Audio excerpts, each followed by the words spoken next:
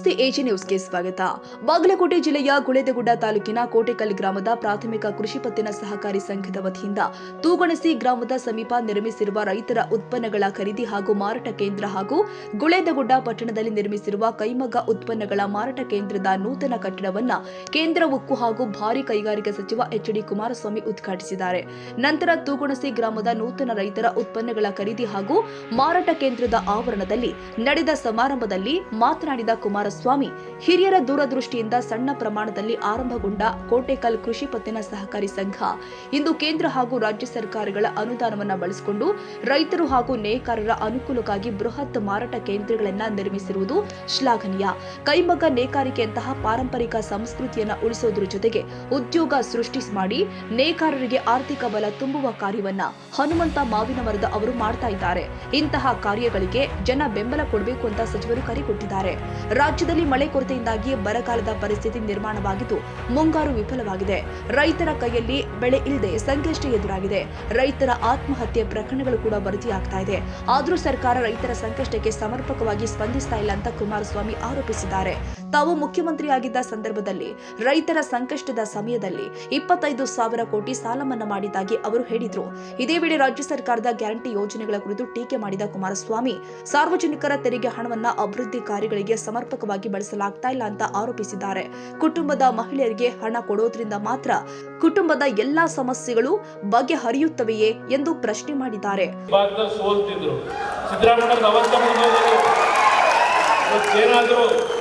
ನಮ್ಮ ಕುರುಬ ಸಮಾಜದ ಬಂಧುಗಳಿಗೆ ವೇದಿಕೆ ಮುಖಾಂತರ ಮನವಿ ಮಾಡೋದು, ಸಿದ್ದರಾಮಣ್ಣವರಿಗೆ ಅವತ್ತು ಲೈಫ್ ಕೊಟ್ಟಿದ್ರೆ ಈ ಒಂದು ಬಾದಾಮಿನಲ್ಲಿ ಅದು ಹನುಮಂತಪ್ಪನವ್ರಿಗೆ ಸೇರ್ತದೆ.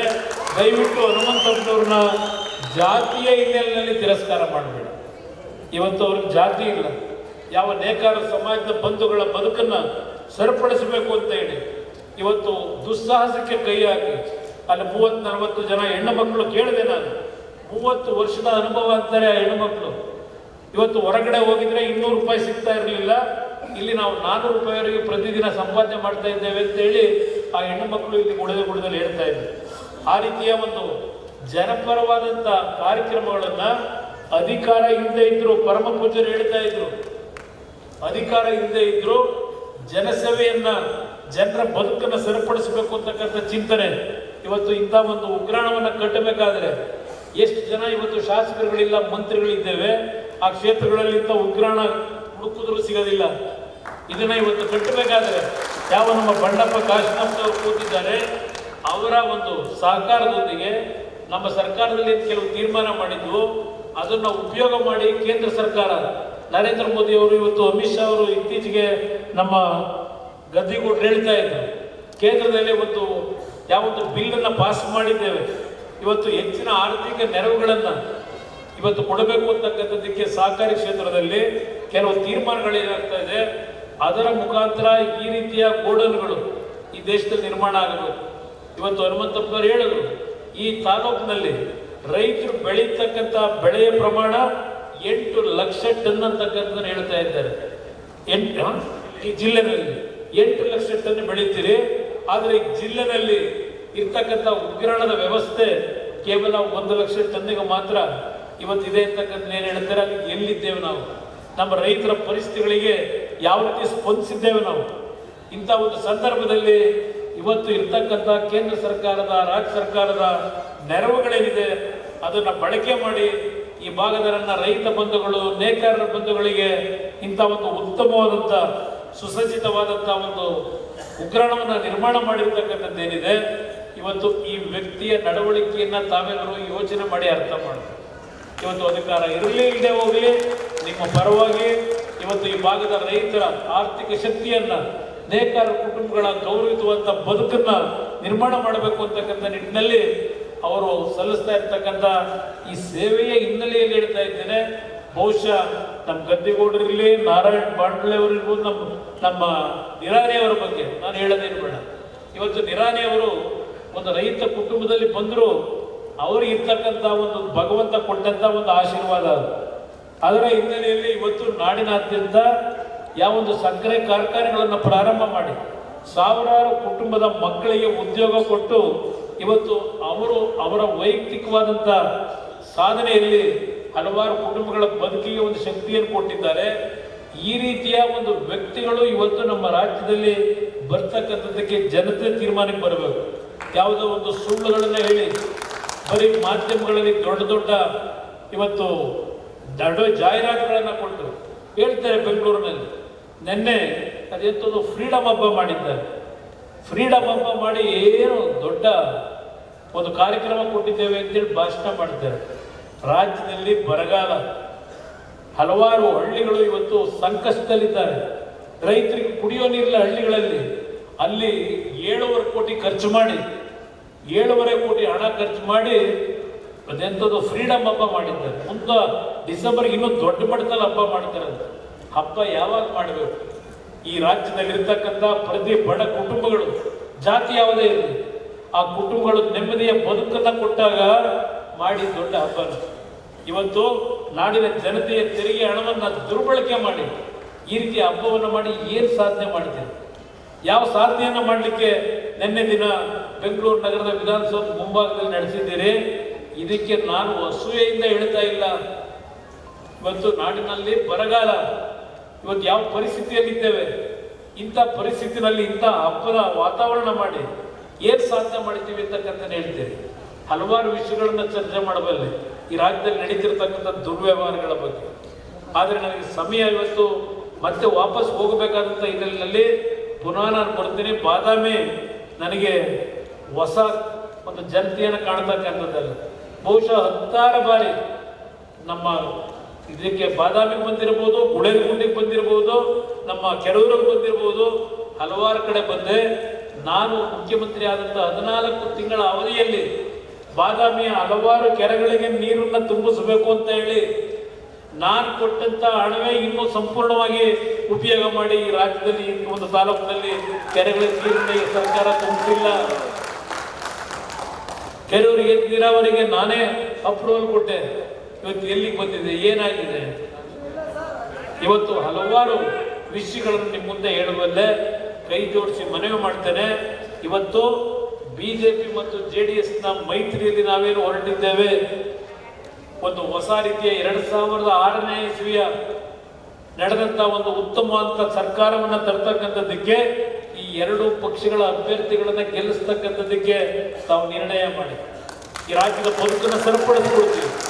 ಅವತ್ತು ಯಾವ ರೀತಿ ನಮ್ಮ ಸರ್ಕಾರ ನಡೆದಿದೆ, ಇವತ್ತು ಸರ್ಕಾರ ನಡೀಬೇಕಾಗಿರೋದು ಕರ್ನಾಟಕದ ಬೆಂಗಳೂರು ನಗರದಲ್ಲಿರ್ತಕ್ಕಂಥ ವಿಧಾನಸೌಧದಿಂದ.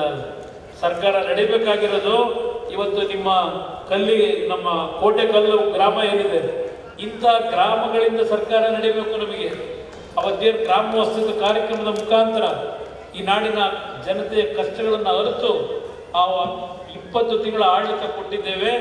ಆ ರೀತಿಯ ಆಡಳಿತ ಈ ರಾಜ್ಯದಲ್ಲಿ ಪುನಃ ತರಲಿಕ್ಕೆ ನಿಮ್ಮ ಆಶೀರ್ವಾದವನ್ನು ತಾವು ನೀಡಬೇಕು ಅಂತಕ್ಕಂಥದ್ದನ್ನು ಈ ಸಂದರ್ಭದಲ್ಲಿ ಹೇಳಿ, ಇವತ್ತೇನು ಇಂಥ ಒಂದು ಉತ್ತಮವಾದಂಥ ಉಗ್ರಾಣವನ್ನು ನಿರ್ಮಾಣ ಮಾಡಿದ್ದಾರೆ.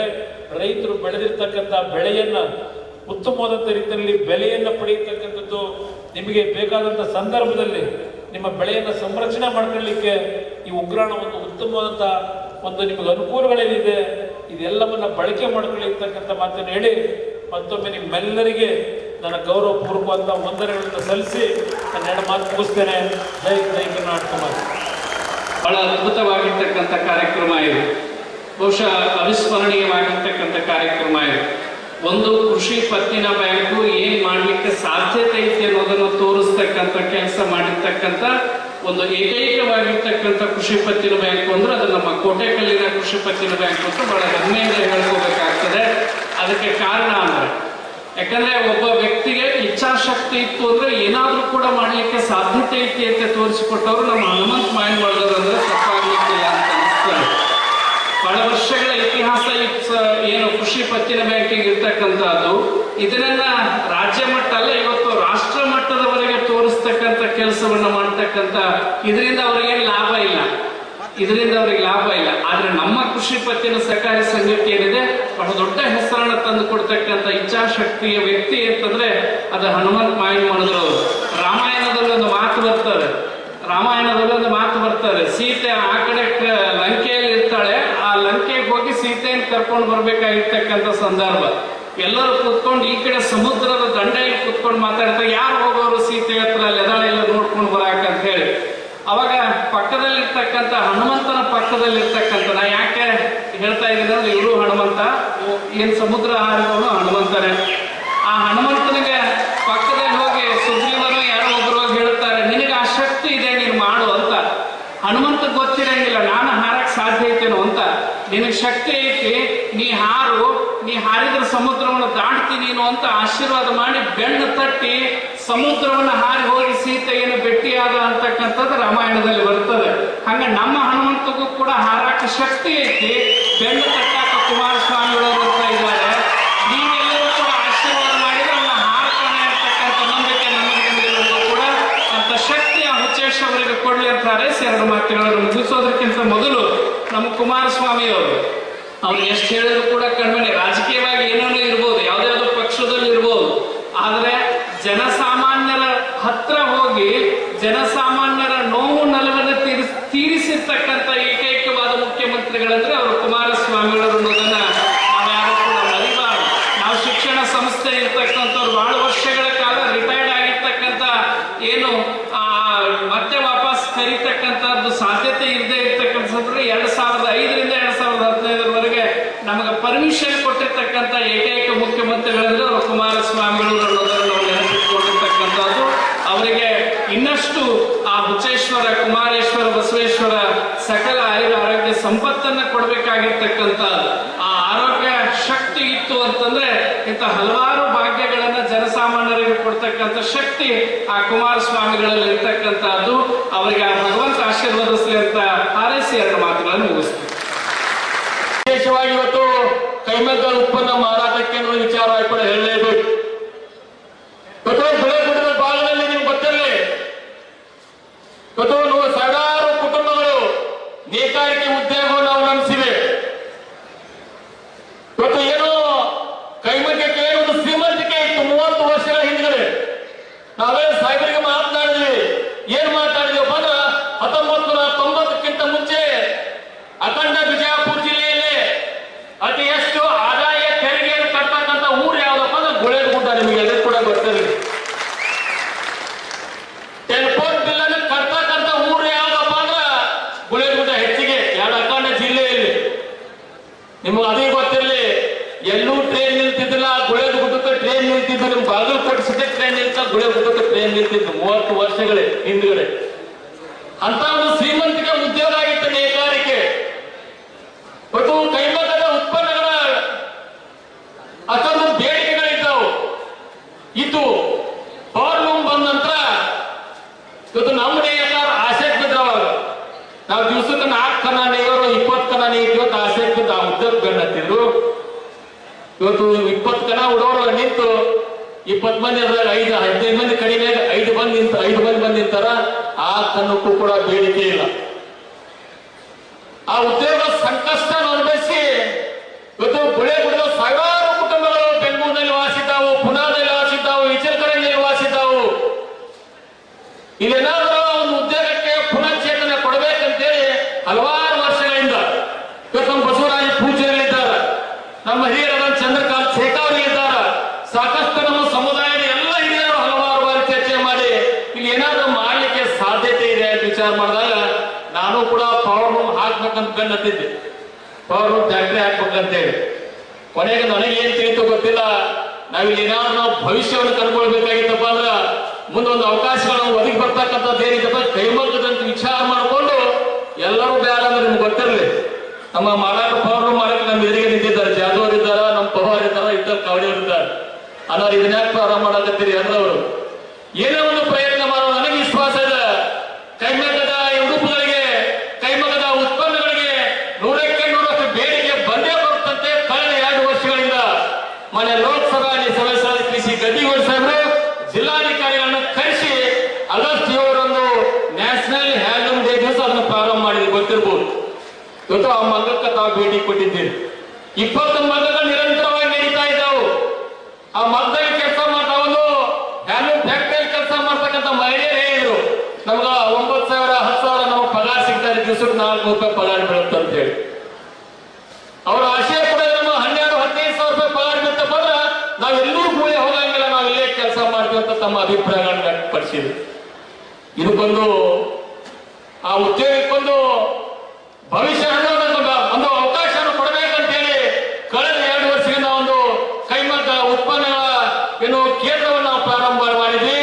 ಅಲ್ಲಿ ಉತ್ಪಾದನೆ ಆಗ್ತಕ್ಕಂಥ ಸೀರೆಗಳಿದ್ದಾವೆ, ಅಲ್ಲಿ ಉತ್ಪನ್ನಗಳಿದ್ದಾವೆ, ಅದಕ್ಕೆ ಮಾರ್ಕೆಟಿಂಗ್ ಮಾಡಲಿಕ್ಕೆ ಗುಳೆಗುಡ್ಡೆ ಪಟ್ಟಣದಲ್ಲೇ ಒಂದು ಶೋರೂಮ್ ಅನ್ನು ಪ್ರಾರಂಭ ಮಾಡ್ಬೇಕಂತ ವಿಚಾರ ಮಾಡಿದಾಗ ಇವತ್ತು DCC ಬ್ಯಾಂಕಿನ ನಬಾರ್ಡ್ ಯೋಜನೆಯಲ್ಲಿ ನಿರ್ದೇಶಕರಾದಂತಹ ಕುಮಾರ್ ಗೌಡ ಜನಾನಿ ಅವರ ಒಂದು ನಿರ್ದೇಶನ ಮೇರೆಗೆ 97 ಲಕ್ಷ ರೂಪಾಯಿ 19,000 ರೂಪಾಯಿ ಅನುದಾನದಲ್ಲಿ ಅಲ್ಲಿ ನಾವು ನಿರ್ಮಾಣ ಮಾಡಿ ಈಗ ಅಲ್ಲಿ ಮಾರಾಟ ಕೇಂದ್ರವನ್ನು ಪ್ರಾರಂಭ ಮಾಡಿದ್ದೀವಿ. ಇಲಾಖೆ ಸಾಕಷ್ಟು ಪ್ರೋತ್ಸಾಹ ಇದೆ. ಇವತ್ತು ನಬಾರ್ಡ್ ಇಲಾಖೆ ಇರ್ಬೋದು, NCDC ಇರ್ಬೋದು, ಕೇಂದ್ರ ಸರ್ಕಾರದ WHO ನೇಕಾರ ಸೇವಾ ಕೇಂದ್ರ ವತಿಯಿಂದ ಇರ್ಬೋದು, ಸಾಕಷ್ಟು ಸಹಕಾರವನ್ನು ಕೂಡ ನಾವು ಕೊಡ್ತಾ ಇದ್ದಾರೆ. ಇದಕ್ಕೊಂದು ಭವಿಷ್ಯ ಕಟ್ಕೊಂಡು ಮುಂದಿನ ದಿನಮಾನದಲ್ಲಿ ನೇಕಾರ ಬಂಧುಗಳು ಹೇಳಿಕೆ ಪರಿಚಯ ಪಡ್ತಾ ಇದ್ದೀನಿ. ನೀವು ಮನಸ್ಸು ಮಾಡ್ರಿ, ಎಲ್ಲೂ ಕಣ್ಣತ್ತ ಕಾನೂನು ಕಣ್ಣತ್ತದ ಹ್ಯಾಂಡ್ಲೂಮ್ ನೀವು ಮನಸ್ಸು ಮಾಡಿ ಪ್ರಾರಂಭ ಮಾಡ್ರಿ, ನಿಮ್ಗೊಂದು ಒಳ್ಳೆಯ ಭವಿಷ್ಯ ಸಿಗುತ್ತೆ. ಇದ್ರ ಮುಖಾಂತರ ನಿಮ್ಗೆ ಎಲ್ಲರಿಗೂ ಕೂಡ ಹೇಳಿಕೆ ಕೂಡ ಬಯಸ್ತೇನೆ. ಆ ಉದ್ದೇಶದಿಂದ ಈ 2 ಯೋಜನೆಗಳನ್ನ ಪ್ರಾರಂಭ ಮಾಡಿದ್ದಾಗಿದೆ. ನಾವೆಲ್ಲ ಸನ್ಮಾನ್ಯ HD ದೇವೇಗೌಡರವರ ಒಂದು ಮಾರ್ಗದರ್ಶನದಲ್ಲಿ ಅವರ ಒಂದು ಆಶೀರ್ವಾದದಿಂದ ನಾವೆಲ್ಲ ಇಲ್ಲಿ ಬೆಳೆದಿದ್ದೇವೆ. ಸನ್ಮಾನ್ಯ ಕುಮಾರಸ್ವಾಮಿರವರು ಕೂಡ ಇವತ್ತು ಮುಖ್ಯಮಂತ್ರಿ ಆಗಿರ್ತಕ್ಕಂಥ ಸಂದರ್ಭದಲ್ಲಿ ತಮ್ಮದೇ ಆಗಿರ್ತಕ್ಕಂಥ ಕಳಕಳಿ ರೈತ ವರ್ಗಕ್ಕೆ ಬಹುಶಃ ಇತ್ತೀಚಲಾಗಿ ರೈತರ ಒಂದು ಸಾಲವನ್ನು ಯಾರಾದರೂ ಮನ್ನಾ ಮಾಡಿದ್ರೆ ಅದು ಸನ್ಮಾನ್ಯ HD ಕುಮಾರಸ್ವಾಮಿ ಅವರು ಬಯಸ್ತೇನೆ. ಇವತ್ತು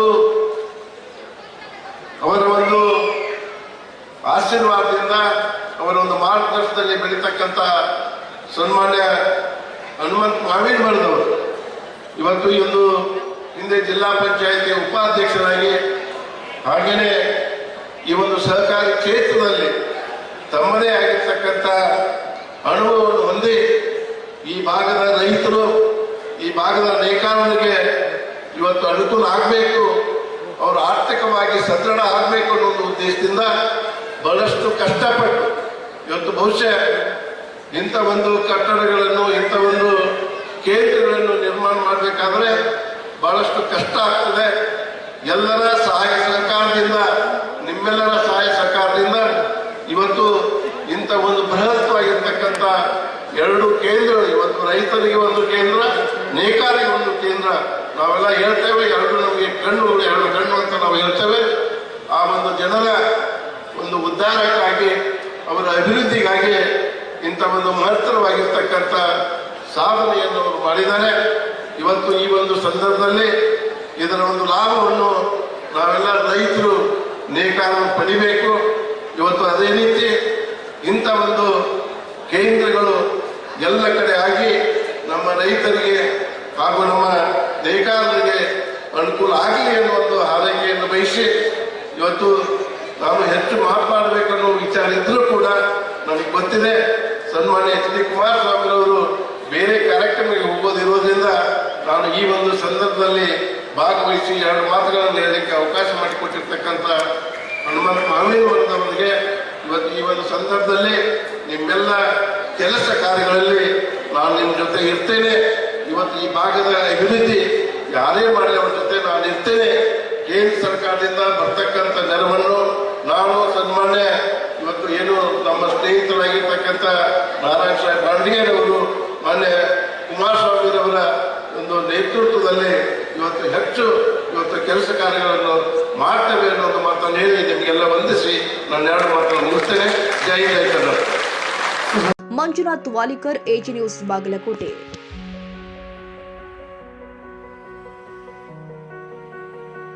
ಕನ್ನಡಿಗರ ಮೆಚ್ಚಿನ ನಿಮ್ಮ AG 24/7 ನ್ಯೂಸ್ ಕನ್ನಡ ವಾಹಿನಿ ಇದೀಗ ಟಿವಿಯಲ್ಲಿ ಲಭ್ಯ.